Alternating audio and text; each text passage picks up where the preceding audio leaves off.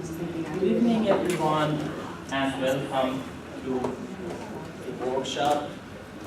We will be discussing dress code for teachers and students. First of all, I would like to introduce our organization, Feminist Scholar Activists. Last year, we founded a student organization to use what we learn in our feminist scholarship, feminist research, in the practices that we have, and sort of bridging the gap between scholarship and activism, because I knew many colleagues in our department and in the college who do the feminist scholarship, but as I'm gonna talk about this special issue, I was seeing that, well, maybe we don't practice that as much. I happened to think about this dress code issue the first day I was serving as a supervisor for teacher candidates, and in the orientation I was observing that the instructor was telling students, everybody stand up, reach to the top. If anything is out, you are wearing an inappropriate clothes. Bend over. If anything from your back is out, that's also inappropriate. And I was thinking, wow, what a horrible situation, and what a crazy, actually. If I was in those students' shoes, I would have just left the room. That was so offensive and so humiliating to me. And I was reminded of a couple of things. I am from Iran, and I have seen these dress code policies and the brutality and the violence associated with that. So this is this moral police, which is arresting a woman because she doesn't follow the dress code guideline. So dress code could be very violent and brutal, and I think we are also doing the same thing by having those dress code policies and putting teachers and the students in positions that they may lose their jobs, they may not get hired because they are not dressing appropriately, and that's also violence against women and groups of minorities.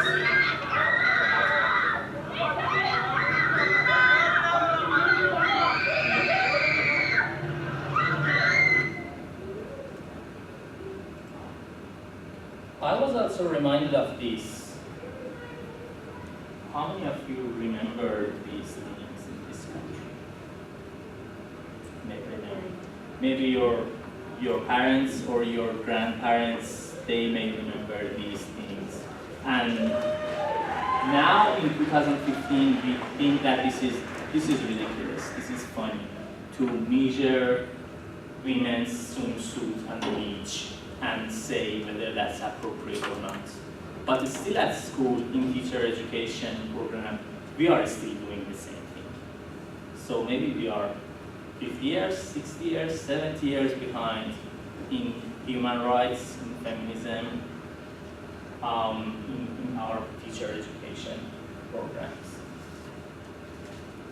And then I started asking myself and my colleagues silly questions. These are my silly questions, and I think because I was an outsider, that was okay for my colleagues to hear these questions.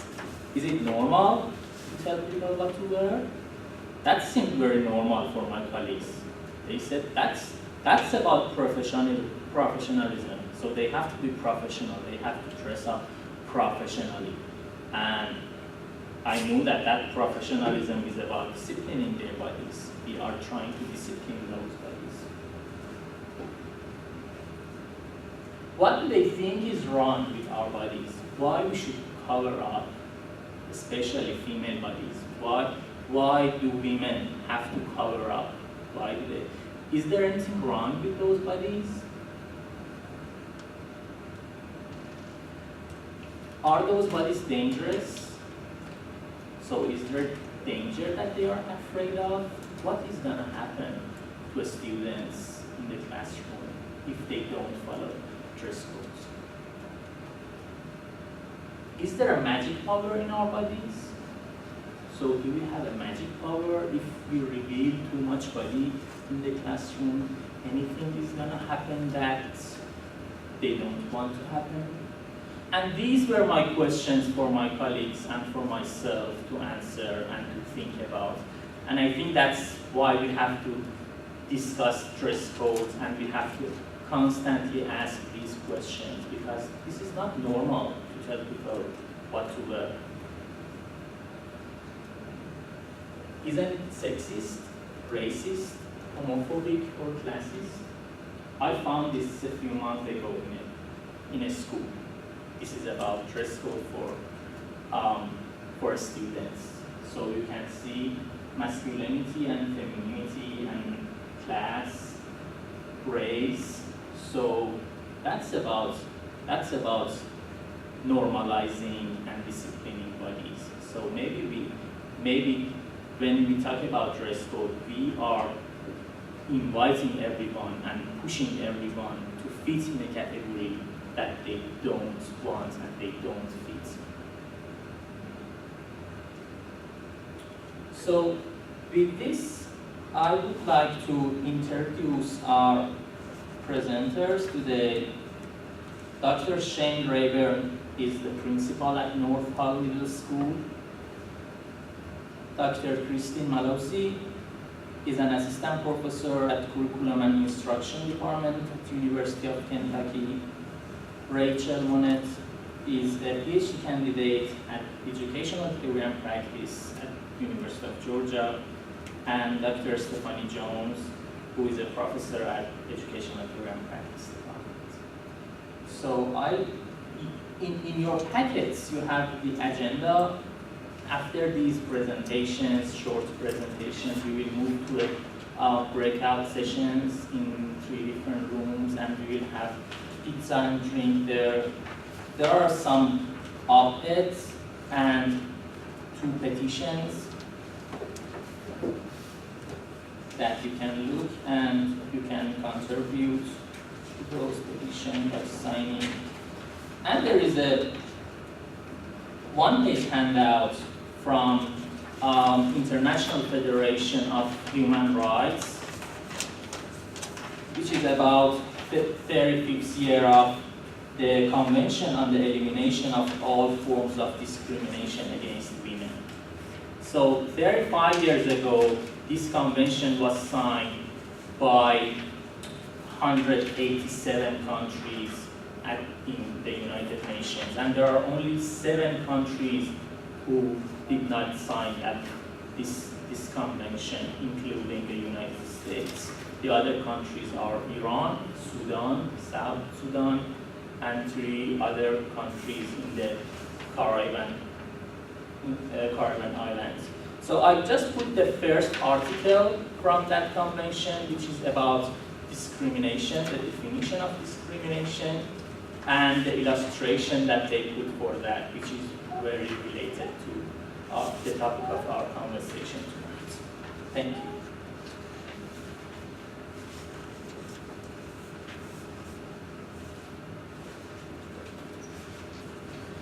If it suits you, I'm going to sit here and tell you a bit of a story.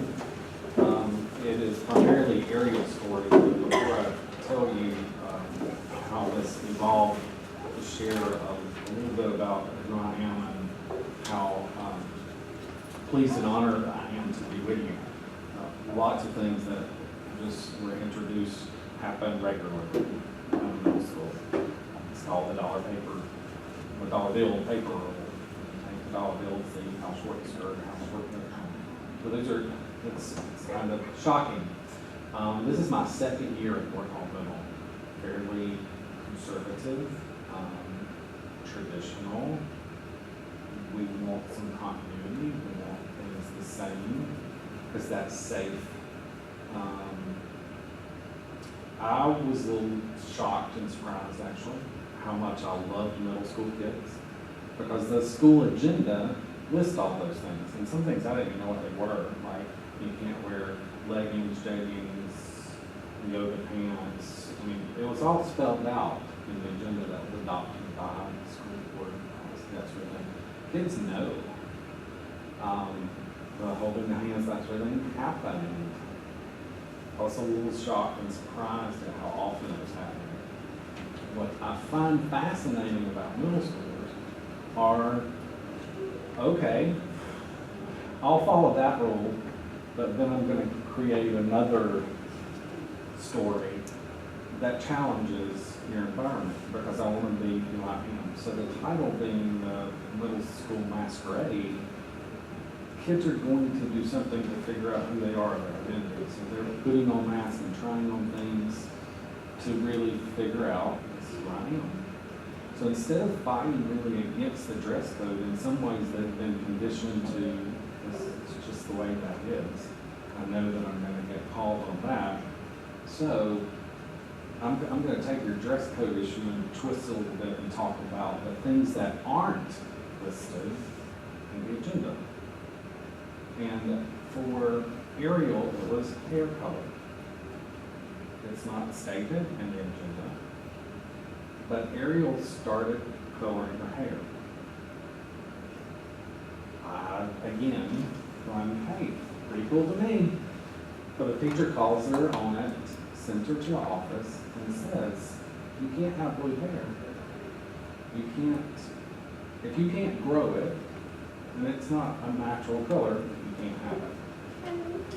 You can spend your days in ISS until you get a natural color hair. All of this happens while I'm away from the building. I come back, Ariel's sitting in ISS, Mom's mad.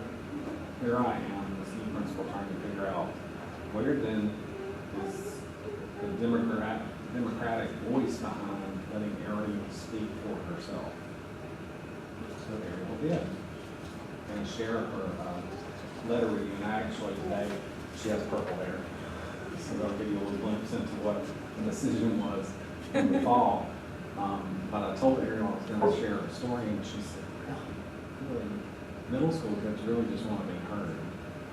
And I think that was one of the lessons learned in our faculty is that they actually were heard. So, to whom it may concern, I, Ariel Owens, am concerned about the policy, including the dyeing of hair and only being able to dye normal colors. Dyeing my hair is one of my favorite things to do, and I think it's a wonderful way to express myself. This year, on October the 20th, I came to school with streaks of blue in the front of my hair, only to be surprised with the fact that I would have to change it back after one day or face the concluding days in ISS. This not only was a disappointing response, but a nearly impossible task to complete. Thankfully, my mom called the front office, and they decided it would be okay for me to keep my blue hair until the weekend when I had time to change it. The next day I was contacted and asked to take a chance and try to change this rule, so I happily obliged. Now, here's the kicker. It's not a rule in the agenda. It falls under this broad category called at the discretion of the principal. Let me tell you, it's huge. It catches anything in the sun. I'll continue the letter. Gandhi is known for his peaceful tactics. This is an 8th grade. Of protesting, and he once said, be the change you wish to see in the world. This is what everyone who made and or signed this petition has set out to do. By starting out locally in our schools, it gives kids the confidence to take bigger chances and help shape the world. For we will be in charge of taking care of it in generations to come. Personally, I want to be able to dye my hair because I think it looks pretty. People do it for multiple reasons, but all the same, we have one goal. As the classes of 2019-21, we feel dyeing hair is one way of showing who we are without hurting anyone or saying anything. It's one of the best ways of expressing ourselves as explained in the next paragraph. and she's citing textual evidence. Quote, hair contains more information than everything that's been in your bloodstream. This proves that your hair shows more about who you are than anything else anyone will ever see. Taking the privilege away is taking away one of our ways to express ourselves, which, as a school, the staff influences greatly. Opposed to the assumptions, hair dye is not a distraction in class. With a very few exceptions, hair dye is only talked about after or before class begins. The only reason it's so big now is that it's banned. Before any of this had happened, people would glance and maybe give a compliment, and then it's over. It did not in any way inflict a hindrance on anyone's learning. So as a whole, we've taken steps in an attempt to make you realize this is something we want. We're asking for a policy about dyeing hair to be changed. We want the freedom to choose to show our individuality. I'd also like to note that many people who've been asked to sign the petition only said no for fear of being punished. I hope one day we'll be able to make some decisions as a group, the administration and students together. So in piggybacking, and I will share some of my response, but in piggybacking to moving from scholarship to activism, here's an 8th grader that's really taking the activism and saying, we gotta do something about this. This is a distraction, really? And the adults, lots of adults often say, this is a distraction because I'm not comfortable. Everybody else is okay. And there was this great fear, and I guess by now he's probably figured out that I let her do it. I let her keep her hair. There's this great fear in my faculty that they said, oh my gosh, you know what, this is going to open up. We're going to have a rainbow of colors now. Is that a bad thing? No. Yes. Do we have a rainbow of colors? No, but you have some very bright, intelligent kiddos that are taking a risk. The kicker is that when I met with Ariel and the 3 other girls that had written letters and all read all theirs, one of their letters said, you know that green mohawk you wear? That's more a distraction to us. You know those Converse shoes?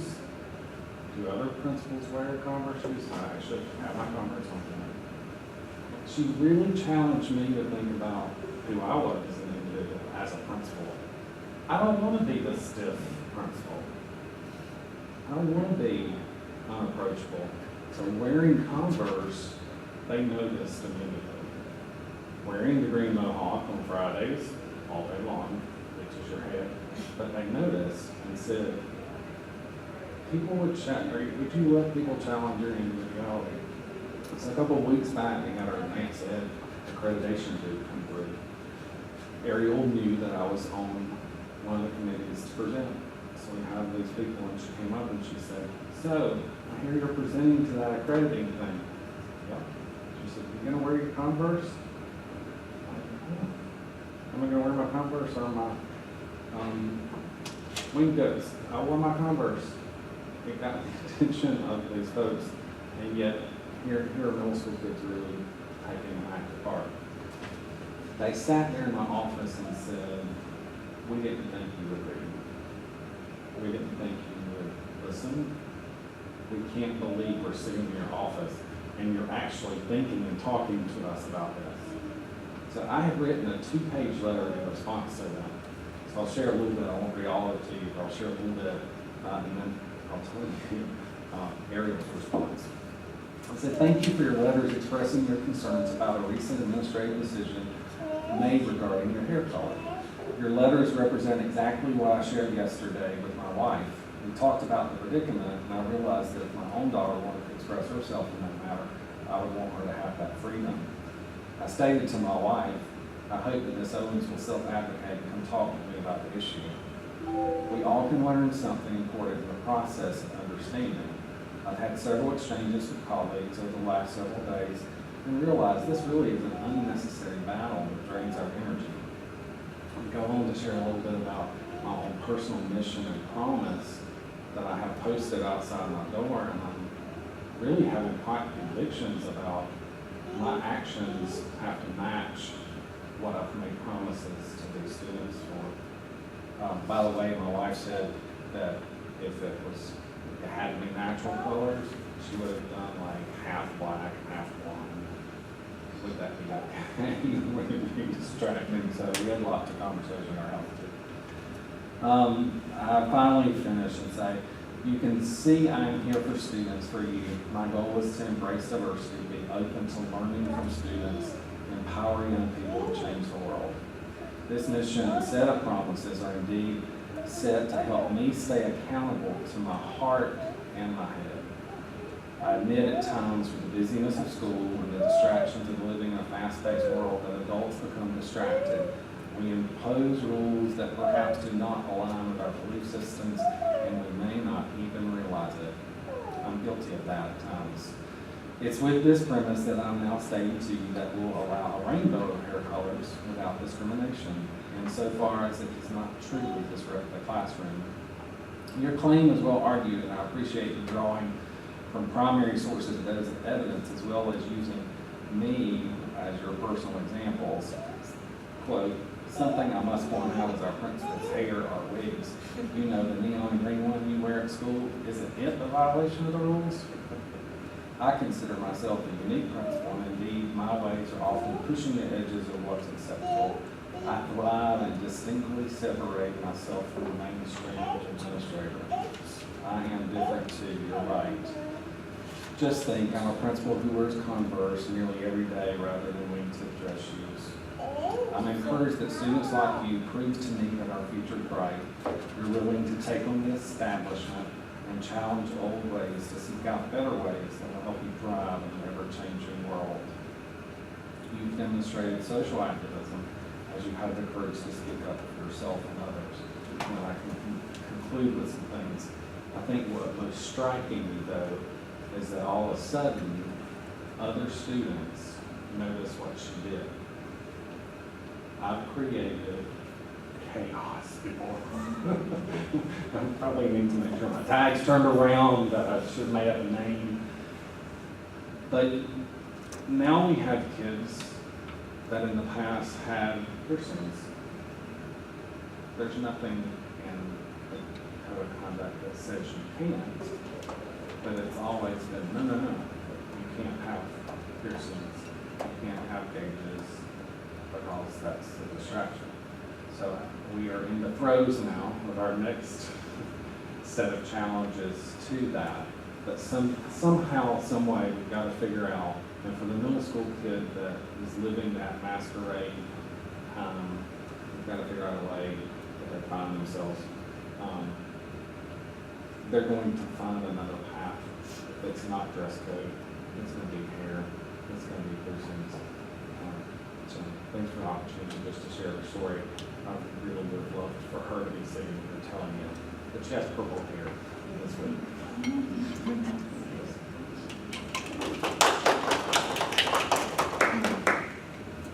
Christy, yes. I'm on to the next. Okay, that'll be perfect.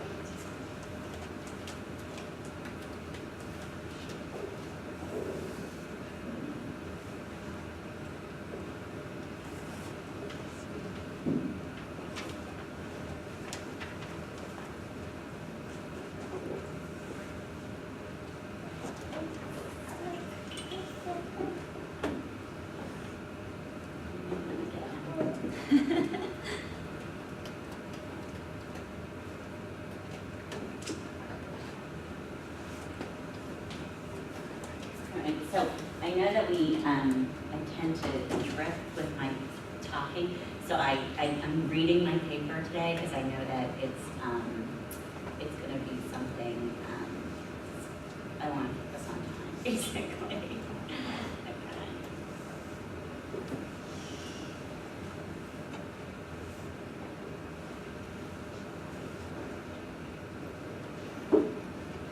So you might notice a theme in all this also. Another fall semester, another calisthenics demonstration in service of teacher dress. Ladies, bend over at the waist, squat, reach high, sit like a pretzel, stand up on a chair, twist, Get down on all fours. Stand tall. Any cleavage? Any whale tail? Any navel? Any camel toe? Can we see that shoulder tattoo? Any bra straps? No? Good. Oh, and guys, remember to tuck in your shirts. Before field placements, I see teacher educators show college women these rigorous moves to prevent questionable teacher attire, buoyed by words such as, we don't want you to get in trouble. Treat it like a job interview. We want you to be professional. What indeed does it mean for a woman teacher to be professional? Why does it concern such personal things as underwear? When I was a classroom teacher, a student's mom pulled me aside because she overheard her 12-year-old son and friends admit that they could see my underwear rise above my waistband of my pants. The mom seemed maternally concerned, not so much for her son, but for me. The mom told me that her son said, well, she's single now. You don't think she wants one of us to be her boyfriend, do you? My feminist brain goes in so many directions at this point that I have to remind myself that our focus tonight is teacher dress codes. Yet, we can't forget that people's perceptions of bodily appearance are influenced by sociocultural markers such as age, race, and class. This 12-year-old student knew this and mentioned some specific ones. He identified me as a woman, as a single woman, more exactly, a newly divorced woman, hence the she's single now. He knew that part of my personal life and inferred how this might make me behave in the presence of males, even those of the boy variety. Metaphorically, he'd written a story about me. Woman teacher loses man.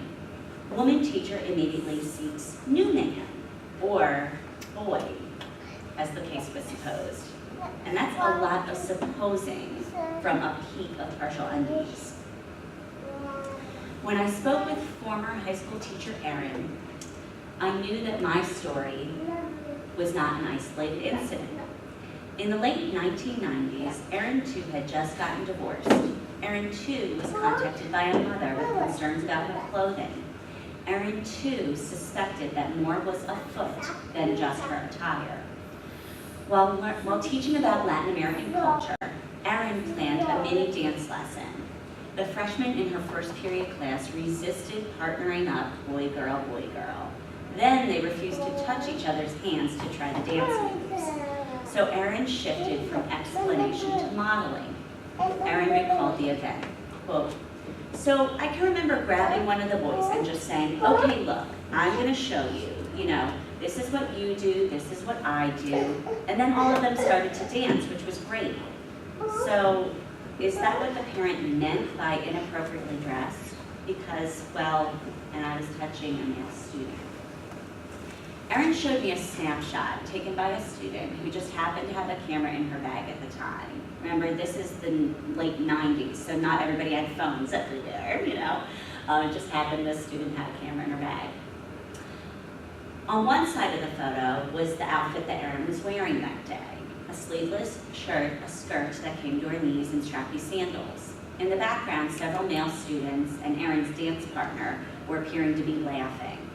On the other side of the photo, the student wrote, we all know what's up in this picture, just joking or just kidding, with a smiley face with its tongue sticking out. Erin and I both drew concern about our clothes after we were divorced, despite having worn the same outfits when we were married.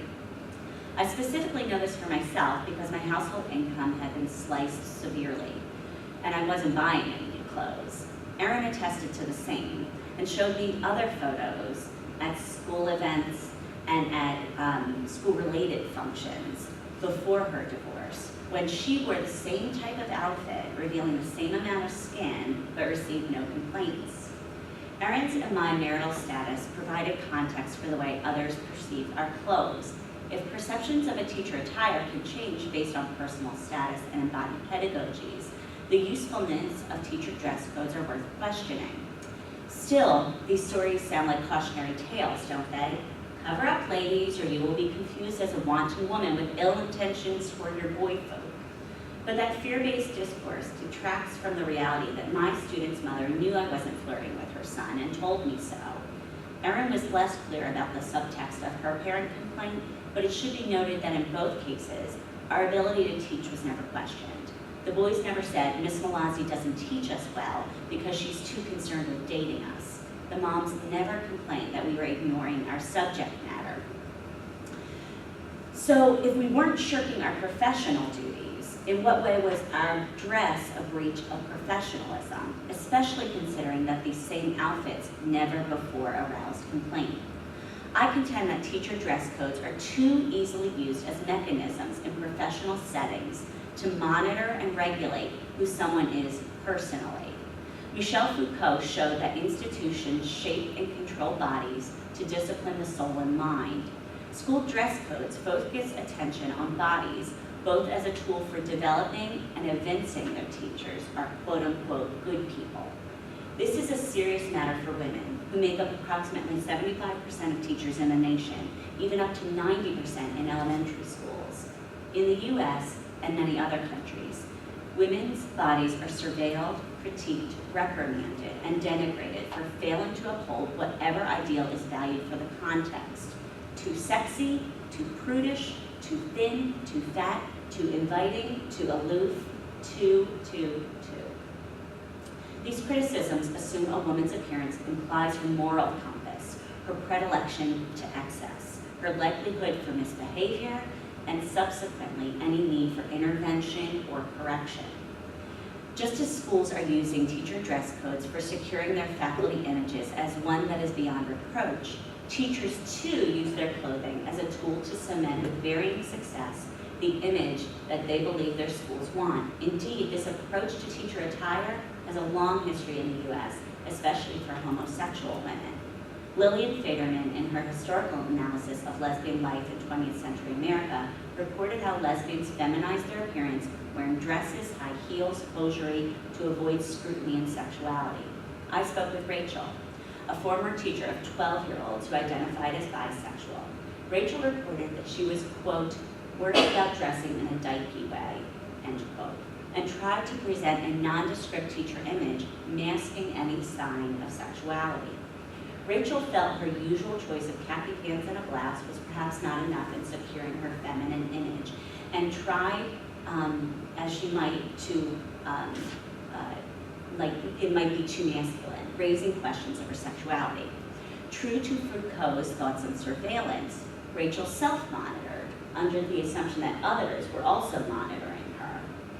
She was conscious to incorporate signs of femininity, such as a blouse that showed flowers or a design, piping, or some kind of delicate trim. She also used to wear jewelry to seem more feminine, but one piece of jewelry in particular seemed to do little to help her with her goal of deflecting criticism. It was her wedding ring. Rachel's wedding ring was a sign that she had married her female partner. That was announced in school, and some student behavior problems started soon after. A mother disagreed with the school's decision to let students know about the same-sex marriage. The mother told Rachel that any behavior problems in class are really not the children's fault because they don't have any respect for Rachel.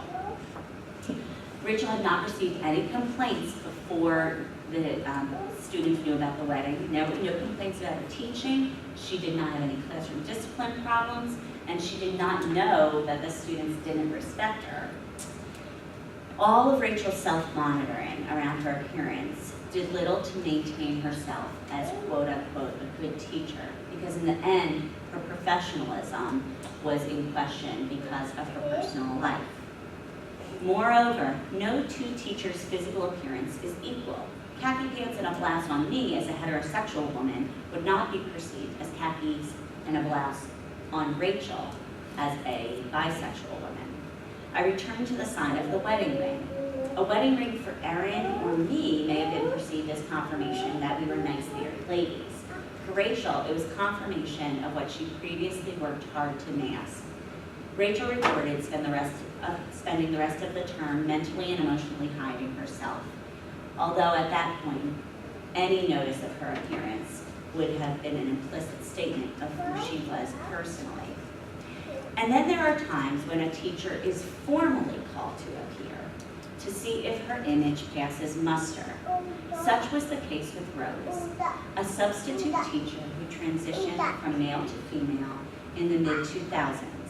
Although she had been technically rehired as a woman in the same district where she substitute taught as a man, a special board meeting was called and held with this stated purpose, quote, "The nature of the board's inquiry will be to determine your gender and to conclude whether your attire is appropriate or educationally disruptive," end quote.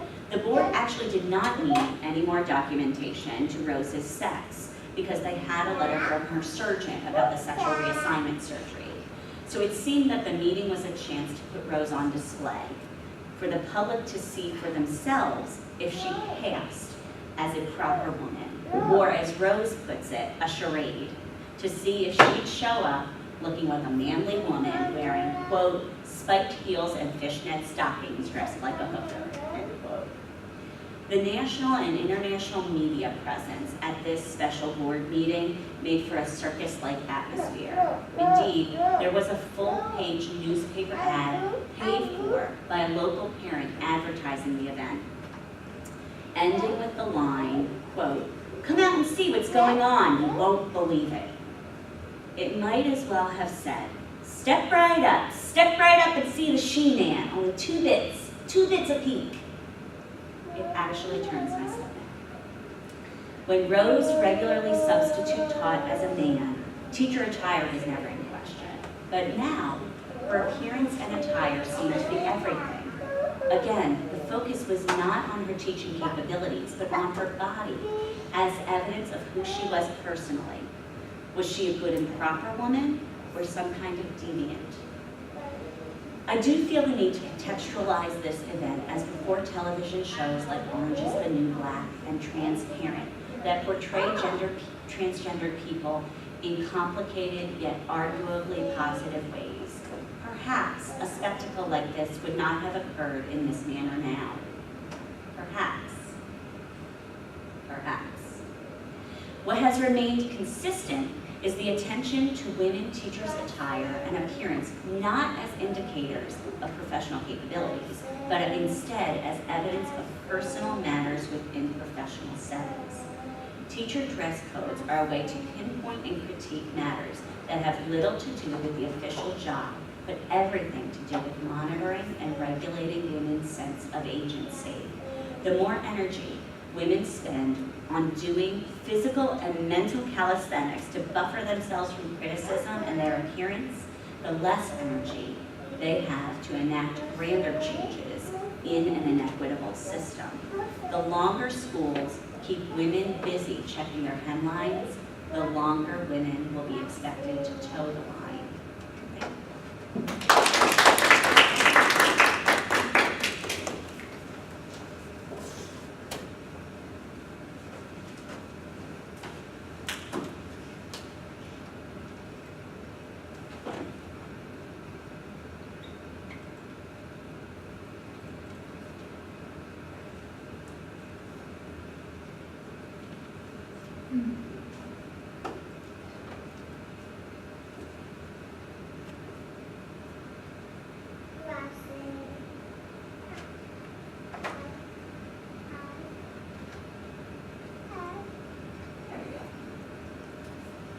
All right. So tonight I made a presentation entitled Rewriting the Grid, Dress Codes and the Right Teacher Body. And to begin with, I'm going to ask for some audience participation here. And I want you to look at this digital photo that I have up. And if I were to ask you to describe the image above, what would you say? And I say that it looks like the Northern Lights to me.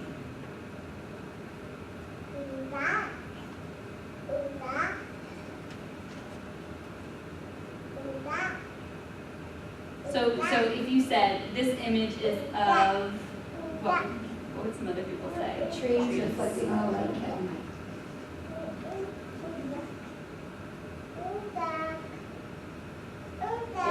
ethereal to me. There's stars up there too. Alright.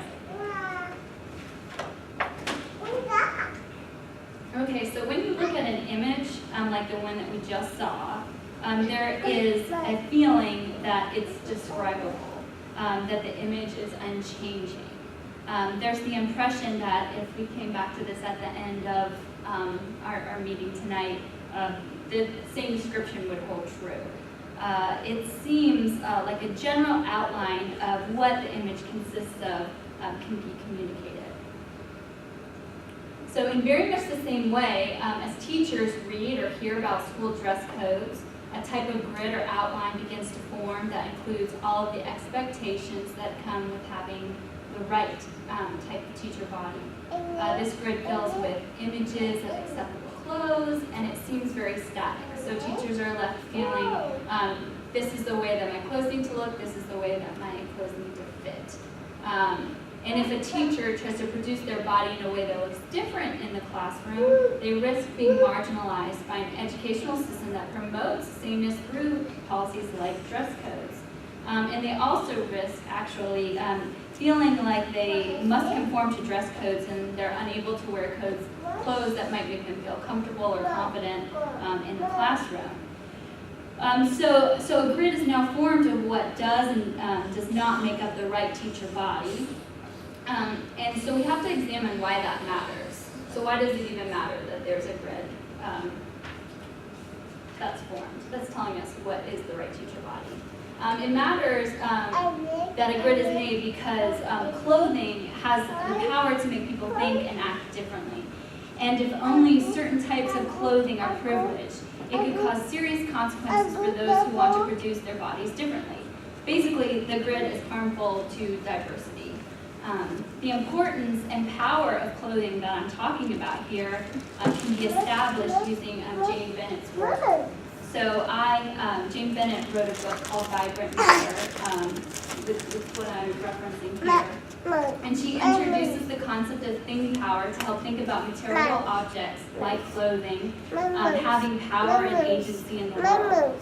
So thing power is described as the curious ability of inanimate things to animate, to act, to produce effects dramatic and subtle.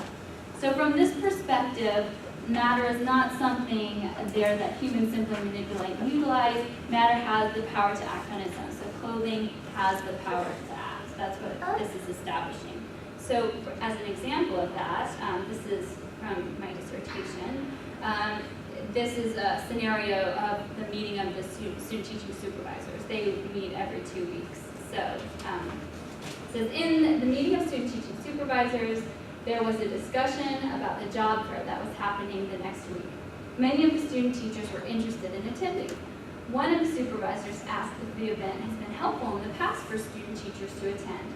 In response, another supervisor says, I really found that they did not get much out of the experience. They went home from school, changed clothes to feel more professional, and really ended up just going and handing out some resumes. So this whole going home to change clothes to feel more professional draws attention to the thing power that the clothing we have, the clothing we wear has. The idea that someone can put on a piece of clothing and feel and act completely differently demonstrates that. And I thought it was crazy, the fact that they were going home from student teaching. That's what she's describing. They're going home from student teaching to home to change, to dress more professionally, to go out to this job fair. So just the whole idea of it was something that I think needs to be questioned. It is important to discuss dress codes because they try to regulate this powerful act in the classroom. So just for fun for tonight, I went searching to see if I could find Clark County's dress code. This is the general dress code. So this is what the county has adopted. And I think, this is part A. I think in part D or something it says it's that big overarching, and everything's at the discretion of, the individual schools and the administrators that work within it. But this, I just thought it would be fun to take a look at really quick. So it starts out with what they call their philosophy. It says, it is the board's belief that professional dress is essential to the establishment of an effective educational environment. So the first thing that I asked, which a lot of the presenters tonight have already asked, is what is professional anyway? So the dress code that they're creating communicates what it means to be a professional and have the right teacher body. And the really important thing to note is that when people use the word professional, it gives people this false impression that there's this single understood meaning of what a professional body looks like. That we've all come together somehow and agreed upon this, and that is couldn't be farther from the case. The restrictions listed in the dress code each help create the grid for a teacher of what clothes and accessories are professional and which ones are not. All of the things that teachers do opposing these norms set out in the dress code automatically get labeled as unprofessional. So then it goes on, this is part C, this is where they kind of get a little bit more of the specifics. I'm not going to read all of it for you, but I'll read the first two and kind of skip out on the little extras. So employees are expected to be clean, neat, and appropriately dressed at all times. An employee's dress and appearance shall always adhere to commonly accepted standards of decency, decorum, and good taste. The employee's clothing and appearance must not be a distraction, immodest, inflammatory, offensive, or pose a health, safety, or security hazard. Prohibited clothing and articles of clothing include, but are not limited to, those which contain any word, phrase, message, symbol, photo, reference, or anything else which is basically offensive, illegal, discriminatory, or I like the last one, it says the potential to incite students or disrupt the educational process in good order and discipline at the school. So this is the general Clark County guidelines for administrators and I guess teachers to follow. So after reading these restrictions out loud, you now have an image of what a professional teacher looks like in Clark County. They're clean, they're neat, they're modest.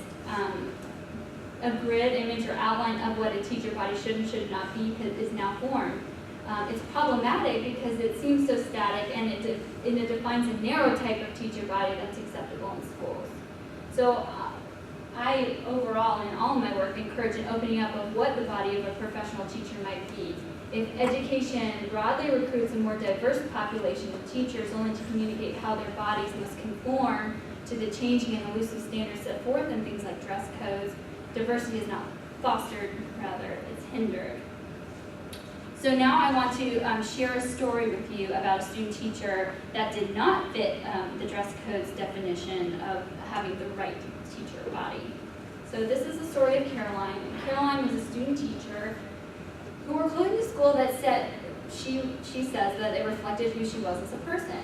Caroline's clothing consisted of many colorful patterns, wearing lots of accessories in her hair, scarves that were frayed, and large bulky jewelry. Administrators at the school contacted her supervisor in order to communicate that the clothing choices Caroline made on a daily basis did not make her look like a professional.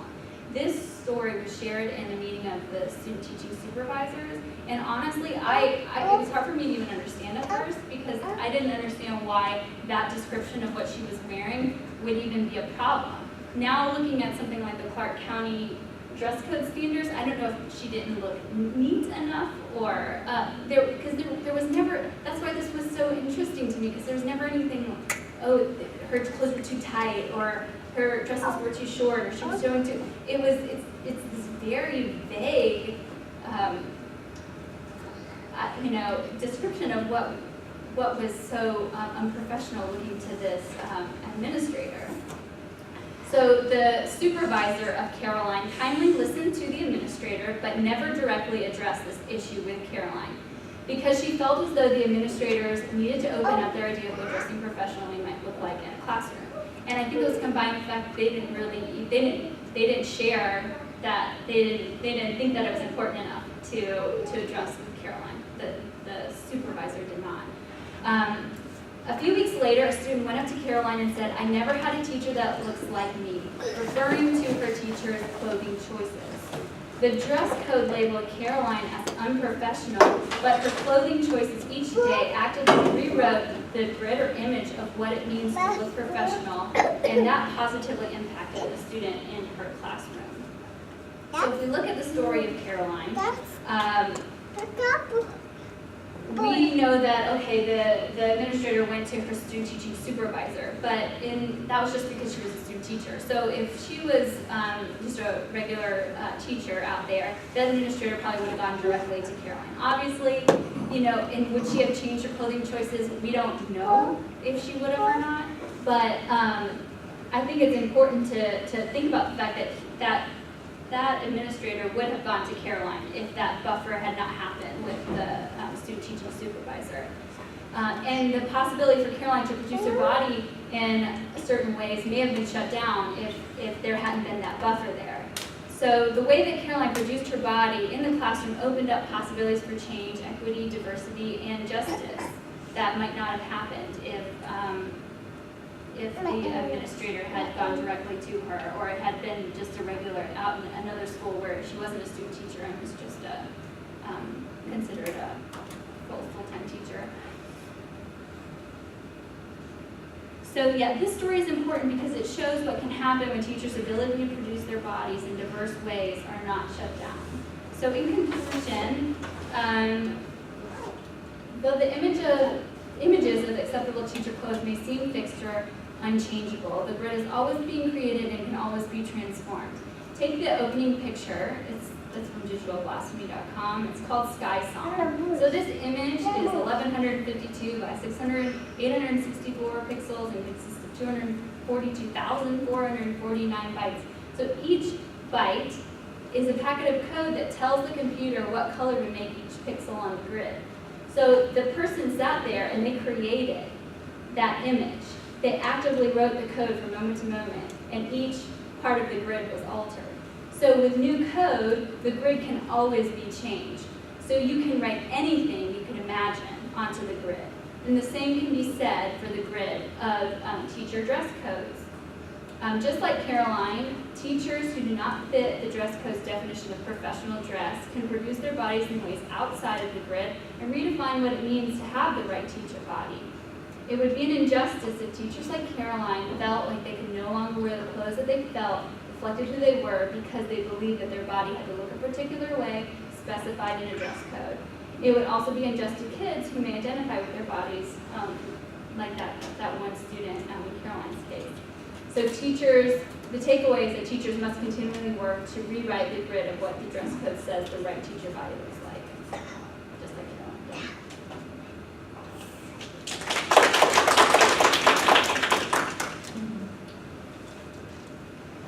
And we are right on time.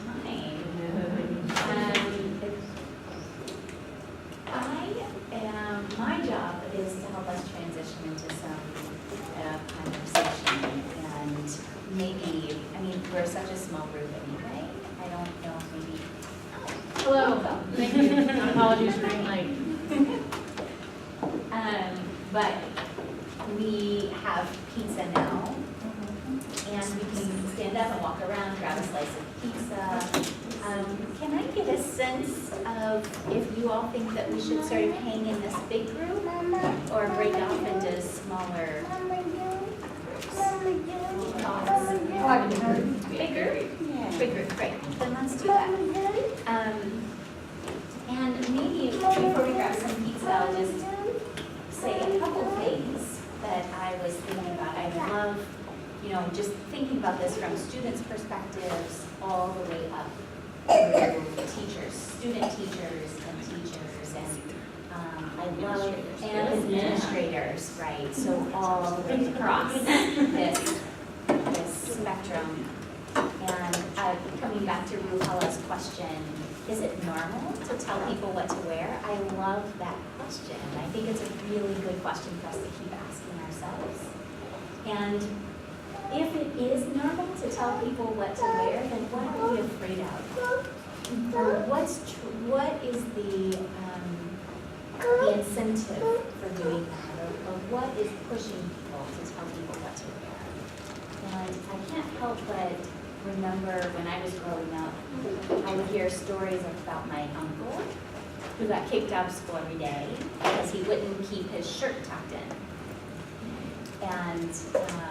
And he eventually dropped out of school. So he just wasn't going to have it anymore. My mom also dropped out of high school, and her sister also dropped out of high school. And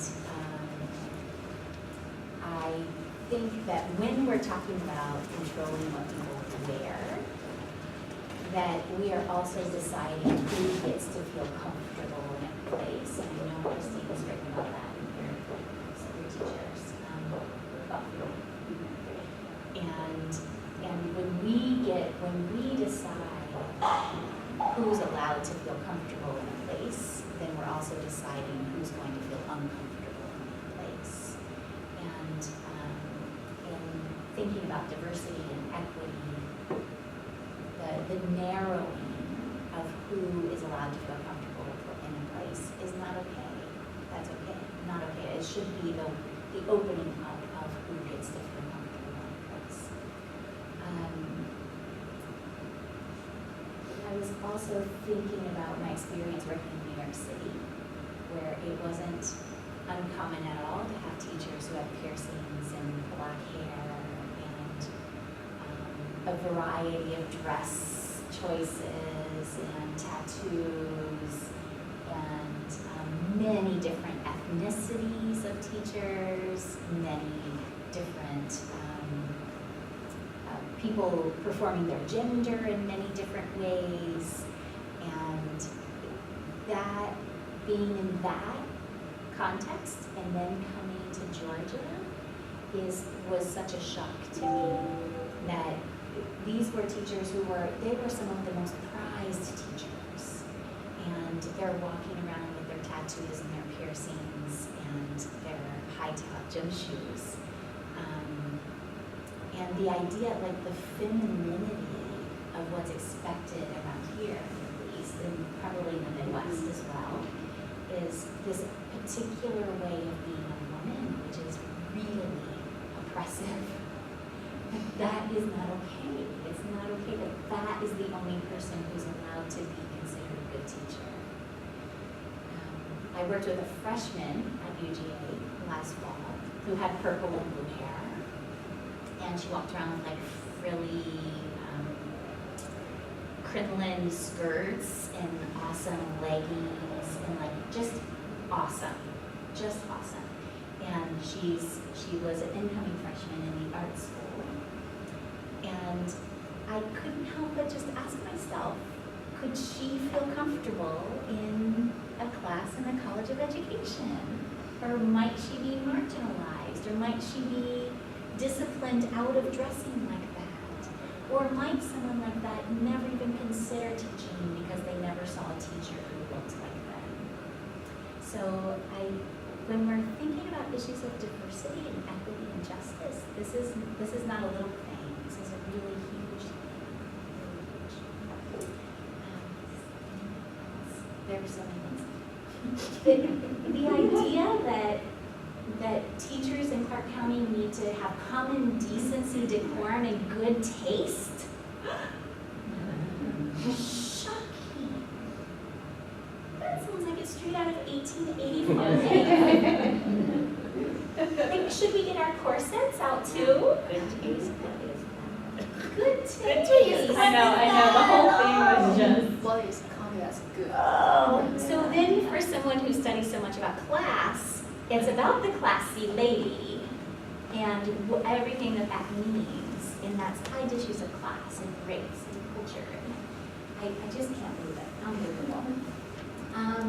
As someone who's been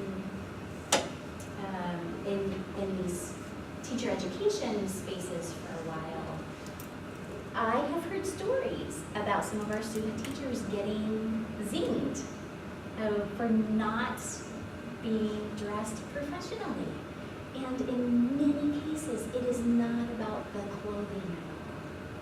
It's about how the clothing fits. Well, unless you have the resources to get custom-made clothing these days, we're all limited to what's on the rack. And bodies are very different. So we don't get to choose really how clothes fit our bodies in many cases. So this is not okay either. So if the body's too big, if the chest is bigger than average, if the bottom is big, I mean, we're talking about body size and shape too. And it's not okay. That's not okay. So let's grab some pizza. And we'll figure out what we're After it's all like this, you want to ask me that? So I hate to interrupt Start a everyone, class, we can but talk it about it. almost sounds like small groups are starting to talk instead of a big group. So which is completely fine, but we have so little time scheduled that I just want to make sure that people get a chance to have the conversation that they want to have. So maybe we should just go ahead and say, Shane, how about you and I huddle up in the corner, and if folks want to talk about student dress codes or how you've managed this as a principal, then we can talk about student dress codes or the school level. And Rachel and Christine, if you want to huddle up, like maybe we can make a group up here. If you want to talk about student teachers or teacher education or teacher dress codes, come up there and have a chat. And Ruhala is in charge of making sure that you sign a petition.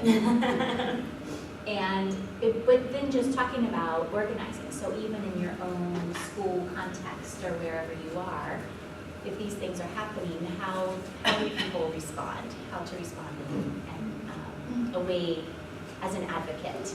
So maybe Ruhala, do you want to set up over there at that table? Yeah, I think we can go up front Or up and here. pull up the petition. Perfect. That'll be perfect. And then after about 15 minutes, I'll just stop and say if you want to swap groups, we can swap groups. Does that sound okay?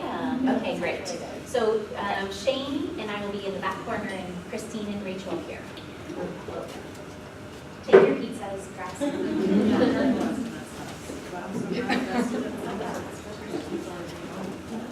Right.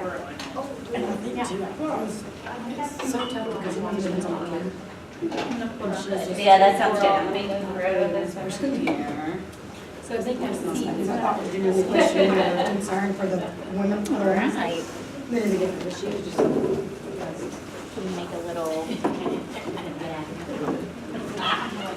So now the joke is, I wore this. What's your girl doing? That's not off topic, but she's always doing something really interesting. Did you tell them that? Oh, yeah. Did you have to bring an index card to wear a dress? Of course you have. I mean, there's one on my. How old is she? I mean, I literally. Yeah, Does it have to be below the index card? The index card is 3 inches this way and 5 inches this way, so 3 by 5 index card. And I think it's 3 inches above the Really? top of it. When I was in high school, my high school dress code was from the center of the inch up to 5 inches. So anyways, now the joke is, when you Alexis is gonna say, like, your dress code has a ticket, you know. So they are in charge of. Has a girl. Is there a, She had PK. Not that I know of, but I don't see anybody, any teacher who is wearing anything like that about that. I don't guess it's gonna be she really. I guess for, I don't know, I haven't looked at the dress code for students. I'm not sure. I don't wanna ever get on any of them for dress code. I don't want to get in the way. it is, you can turn it off. Yeah. We have people email, actually, tonight is Clark County Parent Conference. They may end up with it. And we have people, teachers email from Clark County saying, this is so relevant to our district. Yeah, that's what I say that. This is teacher conference night. What is this thing?